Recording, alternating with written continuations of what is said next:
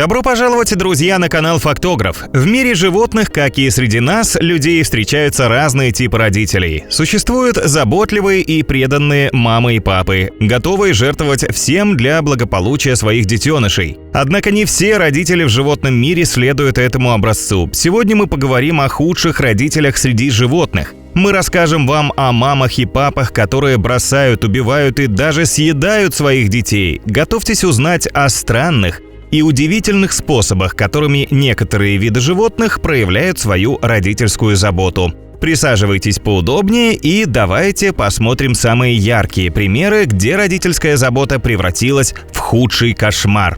Кукушки. Если говорить о плохих родителях в мире животных, то первыми на ум приходят, конечно же, кукушки. Эти ленивые животные считаются худшими родителями в мире птиц, так как они не строят собственные гнезда, чтобы высиживать яйца и воспитывать детенышей. Как все мы знаем, кукушки подкладывают свои яйца другим птицам. Почему же они так поступают? Мнения орнитологов разнятся. Одни считают, что дело в том, что за сезон птица откладывает более 10 яиц. Высиживать их и при этом одновременно кормить птенцов кукушке просто не по силам. Другие считают, что все из-за особенностей рациона, ведь кукушка питается в лесу особо ядовитыми волосяными гусеницами, которых не едят другие птицы. Взрослые птицы яд не наносит вреда, но кормить птенцов ядовитой пищей невозможно, поэтому маленьких кукушат воспитывают приемные родители. Воробьи. Вы только посмотрите, какие эти птички маленькие и милые. Вряд ли придет кому-нибудь в голову, что среди них чирикают настоящие убийцы.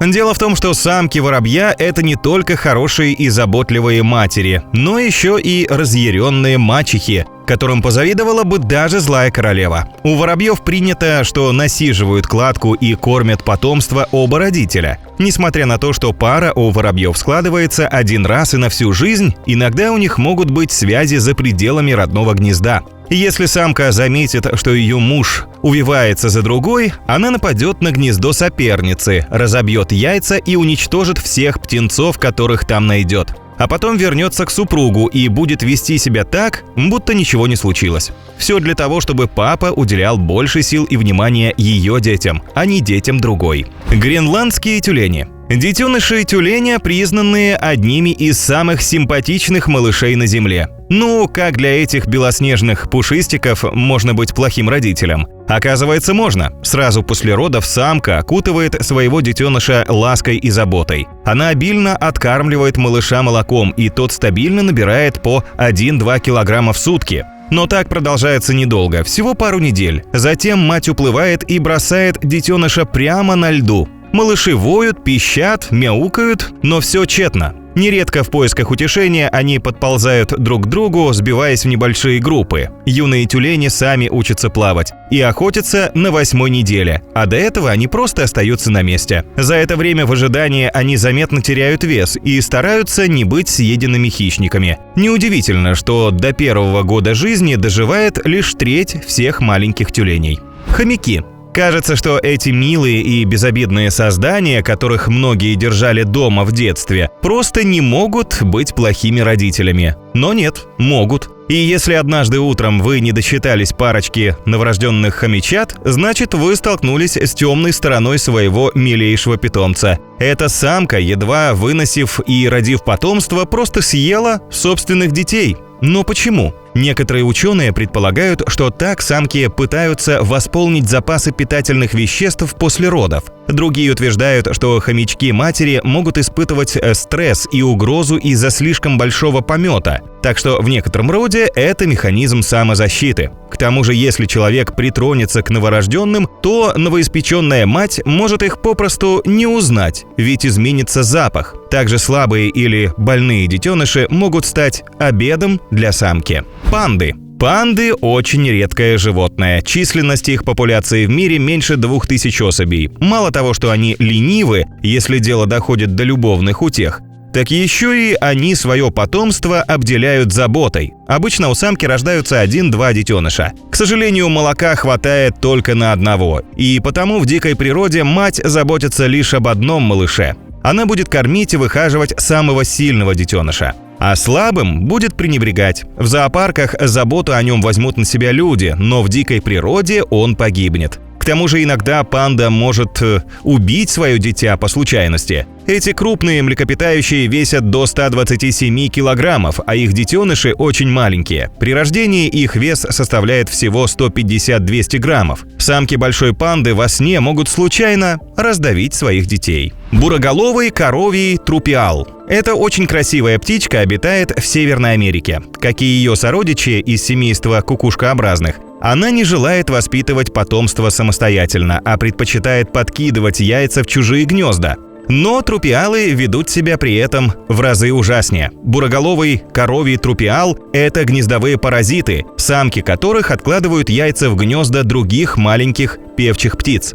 Чаще всего они выбирают чашеобразные гнезда, как, например, у желтой древесницы. Но исследователям известны случаи, когда приемные родители понимали, что яйца не принадлежат им, и либо уничтожали их, либо строили новые гнезда, либо избавлялись от птенцов. Трупиалам это очень не нравилось. Например, ученые описали, как трупиал разрушил гнездо той же древесницы, которая не стала выкармливать чужих птенцов. И это не поодинокий случай.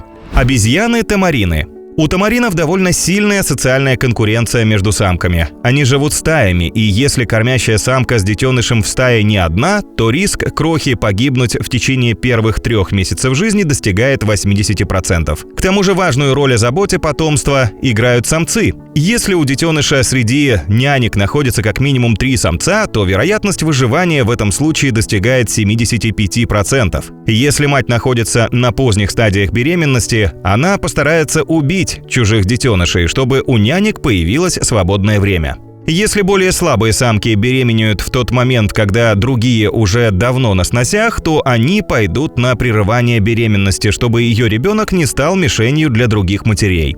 Но если детеныш все же родится, то сама мать, имеющая низкое социальное положение в стае, скорее предпочтет убить его, чтобы не тратить зря время на заведомого неудачника. Жуки-могильщики. Могильщики сами по себе вызывают отвращение, поскольку питаются падалью, но больше всего ужасает их способ заботы о потомстве.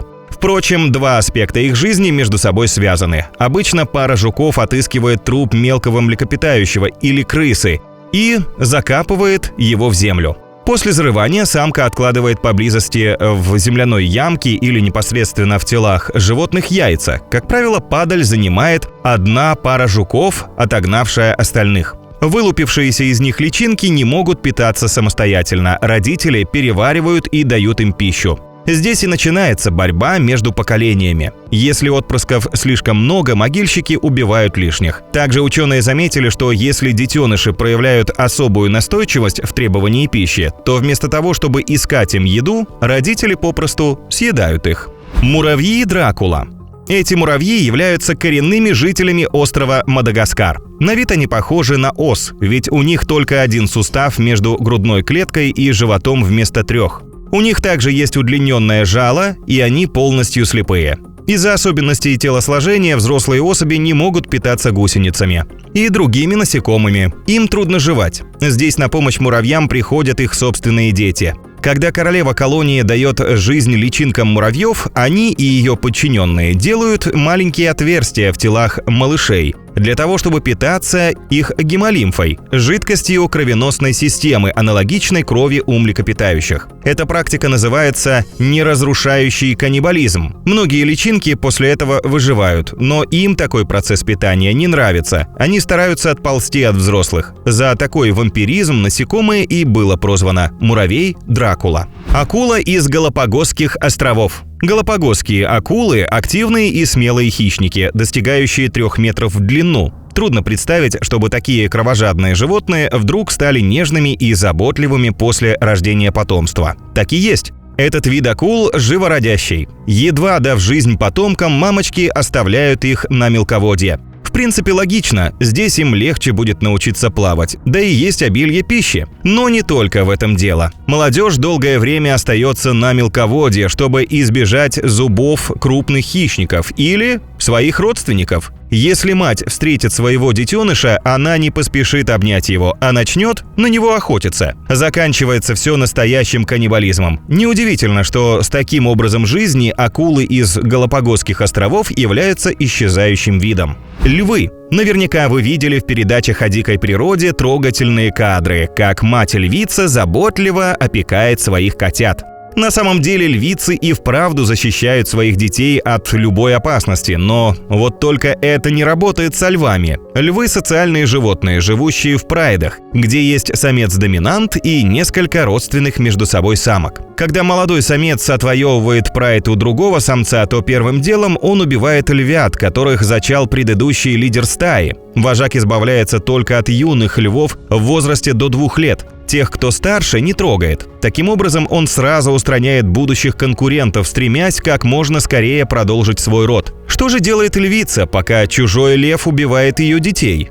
Ничего. Заботная мать во время этой расправы занимает позицию наблюдателя и не рвется защищать детенышей. На этом у нас все, друзья. Делитесь с нами в комментариях, как вы думаете, какие родители из нашего видео по праву заслуживают звания «худшие из худших».